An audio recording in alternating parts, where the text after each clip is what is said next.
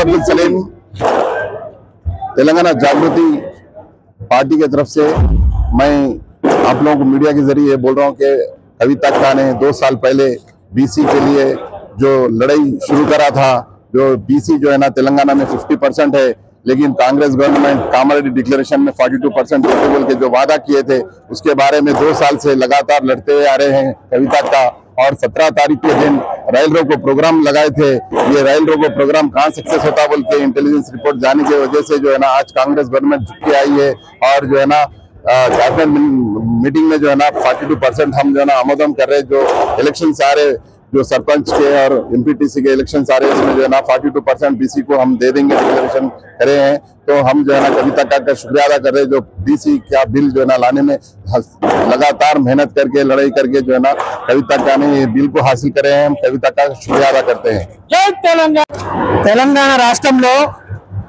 50% పై చిలుకున్నటువంటి బీసీలు అనేక సంవత్సరాలుగా మేమెంతో మా వాటా అంతా అని ఎదురు చూస్తూ ఉండిపోయారే తప్ప ఆ హక్కుని సాధించుకోలేకపోయారు। జాగృతి వ్యవస్థాపక అధ్యక్షురాలు బీఆర్ఎస్ ఎమ్మెల్సీ కవితమ్మ గారు గత 2 సంవత్సరాల క్రితం నుంచి న్యాయబద్ధంగా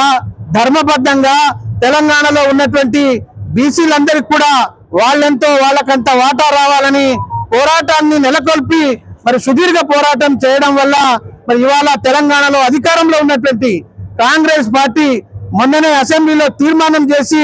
42% ఈ రిజర్వేషన్ అమలు కోసం కేంద్రానికి పంపింది। కానీ కేంద్రంలో అధికారంలో ఉన్నటువంటి బీజేపీ ప్రభుత్వం దాన్ని అమలు చేయకుండా అక్కడే వాళ్ళ దగ్గర పెండింగ్ పెట్టుకోవడం, ఇక్కడ కవితమ్మ గారు తెలంగాణలో ఉన్నటువంటి అన్ని బీసీ వర్గాల సామాజిక వర్గంలో ఉన్నటువంటి అన్ని కులాలను ఏకం చేసి ఇక్కడ కాంగ్రెస్ ప్రభుత్వం మీద తీవ్రమైనటువంటి ఒత్తిడి పెంచడం వల్ల మరి ఈ రోజు జరిగినటువంటి కేబినెట్ సమావేశంలో కేంద్ర ప్రభుత్వం ఆమోదం తెలపకుండా ఇక్కడ ఈ తెలంగాణ రాష్ట్రంలో మరి మేము రేపు జరగబోయేటువంటి స్థానిక సంస్థల ఎన్నికల్లో పోతే మేము ఓడిపోతాము, గెలవలేమనేటువంటి భయంతో కవితమ్మ గారు పెంచినటువంటి ఒత్తిడితో తలొగ్గి మరి వాళ్ళ ఇక్కడనే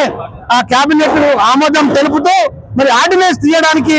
నిర్ణయం తీసుకోవడం ఇది కేవలం కవితమ్మ గారు జాగృతి